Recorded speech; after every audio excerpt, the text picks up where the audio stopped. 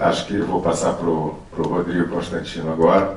Já temos aqui, né, enfim, muito rica a exposição, mas acho que o aspecto do diagnóstico da falta de regulação do sistema financeiro, né, principalmente como um favorecedor dessa crise, eu acho que é um ponto bem claro que você coloca e pode talvez servir para você como mote para a tua exposição.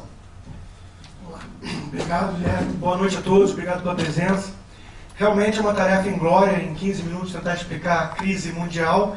Eu vou tentar focar de forma muito sucinta na TASE, na teoria austríaca de ciclo econômico, que eu acho que, explicando ela de forma bem resumida, são todas muito parecidas, então acredito que ficará claro o que está por trás dessas crises que estamos vendo agora.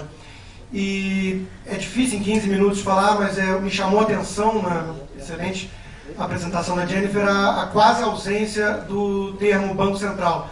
A única vez que ele foi mencionado, inclusive o Federal Reserve, foi para falar dele subindo a taxa de juros como catalisador da crise. E eu gostaria de focar justamente nos bancos centrais como grandes criadores de bolhas, né, antes dos problemas. Preciso lembrar que empresários vão sempre errar suas expectativas e suas previsões, só que de forma isolada. Quando todos estão errando de forma sistemática, em conjunto, algum fator exógeno deve estar acontecendo para explicar isso. E aí é que entra justamente a teoria austríaca de ciclo econômico para falar do conceito de taxa natural de juros, conceito levantado por Wicksell. O que seria isso, né? Presume-se que no modelo capitalista o preço do capital tem alguma relevância. E como todos os outros preços numa economia livre de mercado, eles têm uma função primordial, que é levar informação aos agentes tomadores de decisão, tanto do lado de oferta como demanda. E quando você entra manipulando esse fundamental preço de uma economia capitalista, que é o próprio preço do dinheiro no tempo, você gera distorções que produzem esse tipo de problema sistemático que a gente vê de tempos em tempos, gerando os famosos boom and bust. Então, imagina que o preço de uma banana de equilíbrio no mercado, ele vai ser setado de acordo com a oferta e demanda do mundo inteiro por banana. É uma coisa complexa, não é tão simples assim, 3 ou 4 burocratas numa sala reunida determinarem qual seria o preço adequado. Aliás, a gente tem um exemplo muito claro de quem tentou fazer esse tipo de planejamento central, que foi a União Soviética, com a sua Gosplan, que tentava, com modelos complexos de econometria, decidir o preço de 30 mil produtos na economia. Pois bem, é exatamente isso que as economias modernas ditas liberais fazem. Tecnocratas reunidos numa sala suntuosa decidem qual é o preço justo da taxa de juros numa economia, né, com uma famosa arrogância fatal que chamava a atenção Hayek. E como naturalmente a tendência deles é jogar esse preço para baixo, né, porque eles têm um interesse em estar estimulando a economia no curto prazo, e também porque a palavra recessão passou a ser uma palavra assustadora, né, uma pecaminosa hoje em dia, naturalmente eles vão tender a errar então por excesso de afrouxamento monetário. E isso vai gerar então o quê? Vai gerar a impressão para os tomadores de decisão de que há mais oferta de capital, de poupança naquela economia do que há de fato. Para os economistas austríacos existe claramente um trade-off entre consumo e poupança, né? E a gente gosta sempre de fazer a análise bottom-up, né? Como fica bem claro no videozinho que a gente viu, contra a visão top-down de agregados o tempo todo keynesiana. Inclusive eu tenho um livro sobre a escola austríaca chamado Economia do Indivíduo. Quando a gente vai imaginar um Robinson Crusoe, um Sexta-feira numa ilha, isso fica mais claro, né, esse conceito. Para ele conseguir aumentar o investimento, ele precisa reduzir um pouco o consumo, né? Imagina que ele vai ter que pescar um pouco menos para construir uma rede e aí amanhã ter mais produtividade na pescaria. Quando você consegue gerar a ilusão de que há mais poupança disponível no mercado, você consegue fazer aquela curva de fronteira eficiente de produção dar um salto artificial e faz com que poupança e consumo cresçam concomitantemente. É uma maravilha isso, né? Você não precisa encarar esse triste trade-off, essa dura realidade da vida, de que você precisa deixar de consumir um pouco hoje para ter mais recursos disponíveis para investimento produtivo. O Mises, grande economista austríaco, faz uma analogia interessante, que essa manipulação da taxa de juros, que faz com que tenha a sensação de mais oferta de capital que não foi poupado na economia, é análogo a um sujeito que vai construir uma casa e toma como base aquele preço de mercado manipulado e projeta então uma casa de 6 cômodos, porque ele acha que vai ter tijolo disponível para aqueles 6 cômodos. Quando todo mundo começa a errar em conjunto e projeta casas com mais cômodos, obviamente vai chegar algum momento na frente que faltará tijolos, porque não houve poupança efetiva de tijolo naquela economia. Quando isso acontece, qual é a postura da escola austríaca? Deixa o quanto antes essa realidade vir à tona para que as pessoas possam ajustar de acordo com isso, com essa nova informação. Então o sujeito vai ter que encarar que errou nas suas projeções otimistas e vai ter que talvez fazer uma casa de 3 cômodos. Qual é a solução do mainstream keynesiano? Né? Imprimir mais tijolo de papel, e aí causa a impressão de que tem mais oferta de tijolo sim naquela economia, e você pode continuar com os seus projetos irrealistas de 6 cômodos na sua casa. Na nossa concepção, isso vai apenas agravar o problema, vai evitar uma recessão de curto prazo para gerar um problema muito maior à frente.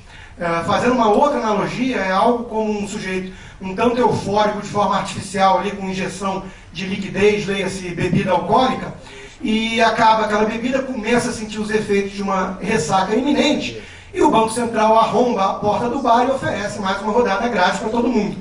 Você consegue, com essas visões de curtíssimo prazo, né, sempre olhando de forma míope para a economia, você consegue de fato fugir da tal recessão, que para os austríacos nada mais é, repito, do que um ajuste natural, necessário, até mesmo saudável para limpar os excessos do organismo. Mas quando você consegue fazer isso, você não tem isso impunemente, obviamente. Você vai gerar eventualmente uma ressaca muito maior à frente, quiçá uma cirrose hepática. Então, o problema que os austríacos olham do ponto de vista keynesiano é sempre esse foco obsessivo na tal demanda agregada. Né? Faltou demanda agregada para justificar tantos investimentos improdutivos.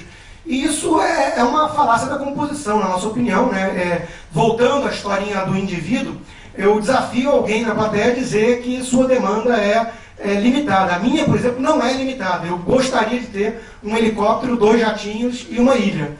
Se eu não posso ir ao mercado comprar esse tipo de produto ou me endividar para ter isso, obviamente de acordo com uma restrição orçamentária realista da minha produtividade no mercado e o que eu ganho de salário ou tendo a ter expectativas para ganhar à frente.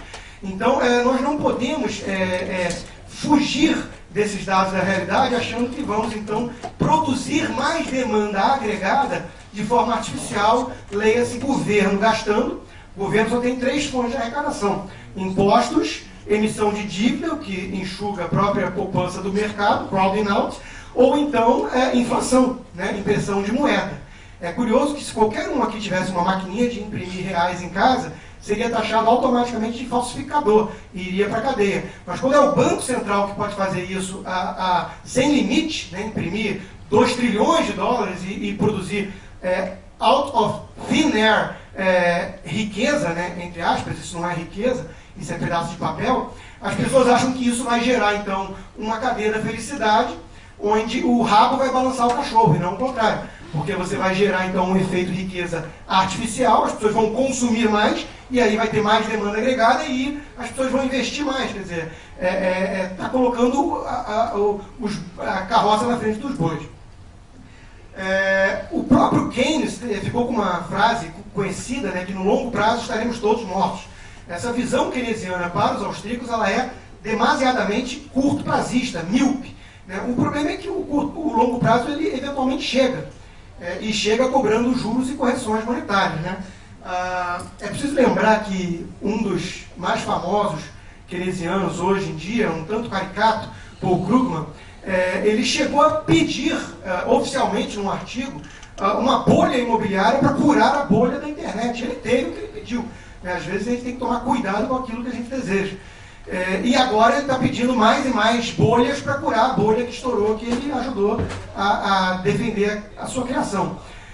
até mesmo num recente artigo e comentário, ele falou que seria saudável até mesmo investimentos estatais para se precaver contra uma invasão alienígena. É a famosa ideia de Keynes de que vale a pena o governo gastar dinheiro, nem que seja para cavar e tampar buracos, porque isso geraria demanda agregada e pleno emprego. Ora, para os austríacos, desvio de recursos escassos para a construção de coisas que vão se afundar no meio do oceano, né, isso não pode ser eficiente para gerar prosperidade em lugar algum. Efeito riqueza que uma guerra gera é o efeito riqueza que um furacão gera, que a destruição gera. Isso é balela.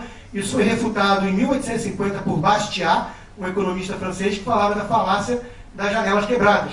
Quando você quebra uma janela, isso vai gerar emprego e renda, porque o sujeito que produz janelas e vidro vai ter mais riqueza e renda. Qual é a grande falácia disso? É a visão míope. É não ver aquilo, é não enxergar além daquilo, aquilo que não se vê, que ele falava, né? Que é o desvio desse recurso para outras coisas mais produtivas que estariam sendo feitas. Além disso, eu não vou entrar muito nesse detalhe, é um pouco mais técnico e complexo, mas esse foco obsessivo em dados agregados ignora a heterogeneidade do capital, né, a complexidade de uma economia moderna, industrial. Isso tem um austríaco chamado Lachmann que falava muito bem disso.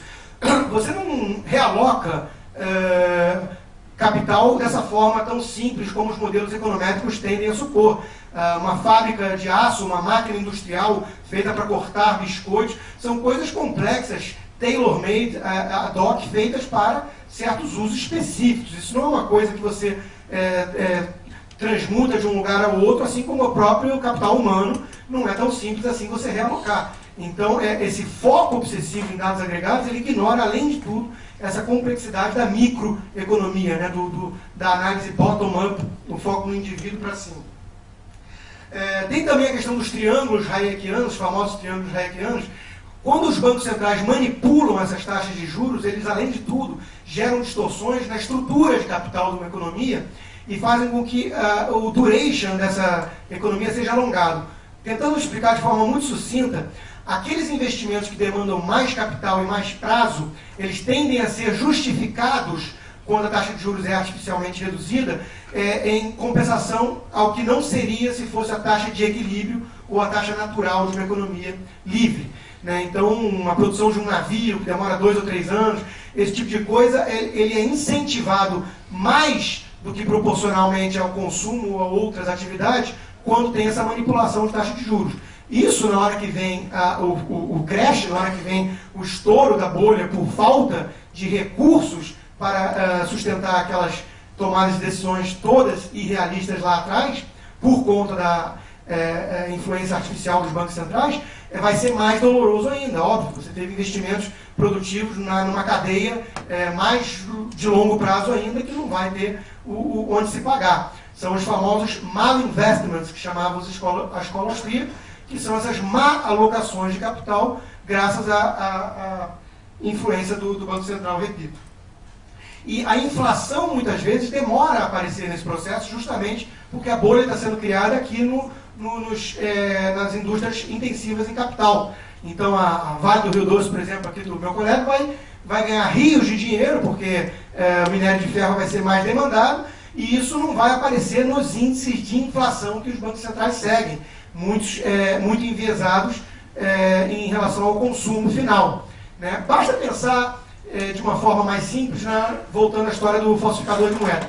Se cada um de nós aqui tivermos uma máquina de falsificar dinheiro em casa e imprimirmos R$1.000 e formos no Pão de Açúcar gastar, isso vai demorar a bater na inflação, nos agregados monetários finais.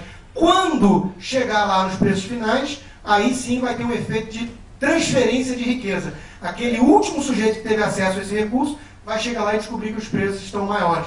Então, além de tudo, a inflação, que é um processo deliberado político de governo e Banco Central, ele, além de tudo, tem um efeito de transferência de riqueza muito sério. Ele favorece os amigos do rei no início, né, as indústrias bélicas, quando tem essa demanda por mais gasto fiscal para atiçar a economia, isso transfere riqueza dos mais pobres para essas indústrias intensivas em capital ou beneficiadas pelo governo e pelo gasto estatal. Por fim, nessa rápida síntese da Tassi, né, da teoria austríaca, os keynesianos falam muito também em animal spirits, né? Faltou ali o famoso espírito animal dos empresários para continuar investindo. E também eu vejo isso como uma falácia. Eu atuo no mercado financeiro desde 97 e eu sinto na pele isso, né? Quer dizer, quando os keynesianos muitas vezes coçam a cabeça, né? Todos os programas de estímulos trilionários que foram feitos e, poxa, os empresários não querem investir, o que está acontecendo? É muito simples, né? As pessoas não são idiotas, as pessoas têm uma certa noção de que como o governo não produz riqueza do além, isso vai ter um custo a ser pago à frente, vai ter mais impostos à frente, vai ter mais taxas de juros, porque eventualmente o preço de mercado vai ter que predominar. Então, as pessoas tomam decisão com base nisso, né? Não são tão trouxas assim. A famosa curva de Phillips, que pinta um trade-off entre emprego e inflação, ela já se mostrou falaciosa na estagflação da década de 70 nos Estados Unidos. Quer dizer, você vai tentando gerar esses estímulos para atiçar a economia e o que você acaba como resultado final é mais inflação e não necessariamente mais emprego. O que me remete ao que Thomas Sowell, um economista de Chicago, chama dos 4 passos para o inferno, né? Isso é muito curioso, porque ele usa a expressão irônica dos ungidos, né? Que são esses que o Hayek chamava a atenção da arrogância fatal, né? E no vídeo, não sei se vocês repararam no final, toda a imprensa e os acadêmicos e os ricos foram atrás do Keynes, que ganhou no tapetão ali naquele vídeo, enquanto que as pessoas mais simples e humildes indivíduos foram falar com Hayek e parabenizá-lo.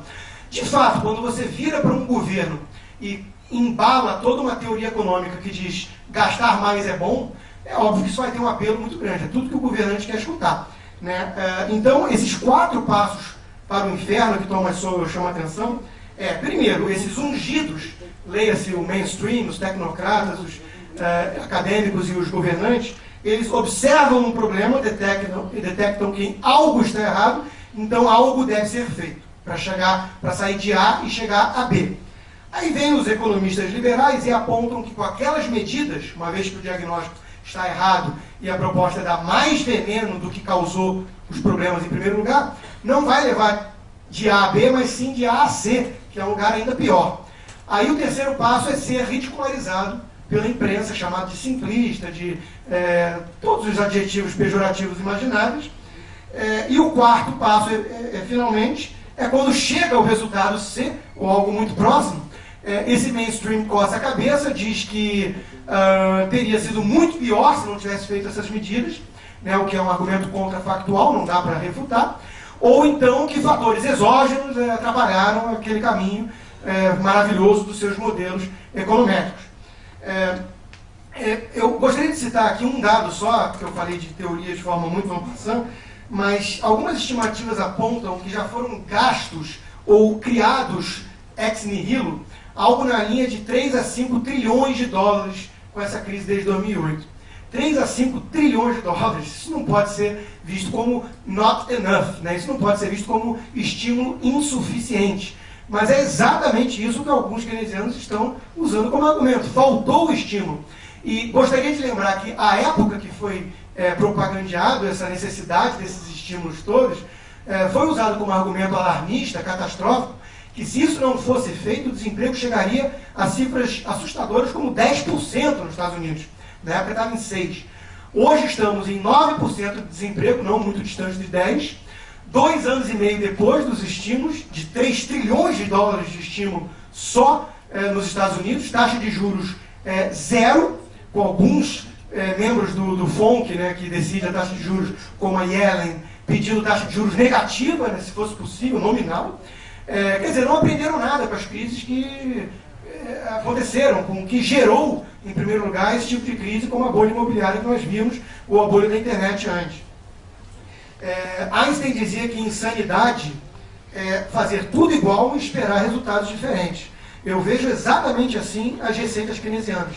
Quer dizer, parece que nunca aprendem que esse excesso de estímulo governamental de gastos públicos que vão ter que ser pagos eventualmente, que o governo não cria riqueza do nada, ou monetários, o que apenas é imprimir pedaços de papel, não é riqueza de fato, que isso tudo não gera prosperidade de forma sustentável coisa alguma. Né? Esse foco demasiado no curto prazo precisa acabar. As pessoas precisam entender que o longo prazo é um somatório de curtos prazos e que se a gente não parar para ver estruturalmente o que está podre nesse modelo, nós vamos continuar repetindo esses ciclos cada vez mais amplificados ainda, por conta de mais e mais estímulos sem precedentes do que nós estamos vendo nos últimos 2, 3 anos. A coisa vai ser muito pior. Os austríacos estão alertando quanto a isso, enquanto que os keynesianos estão, muitos deles, perplexos, coçando a cabeça, sem entender por que continuamos com crescimentos pífios e com desemprego de 9% a 10% nas economias principais. Muito, muito bom. Podemos... Então, só para finalizar, eu gostaria de dizer que eu chamo os keynesianos dos alquimistas modernos. Eles insistem nessa teoria de que é possível pegar chumbo e transformar em ouro com magia. Né? Parece que são pessoas que acham que é possível se suspender puxando o próprio suspensório. Não funciona, e a história mostrou sistematicamente que essas receitas apenas agravam o sintoma. Obrigado. Obrigado, Rodrigo.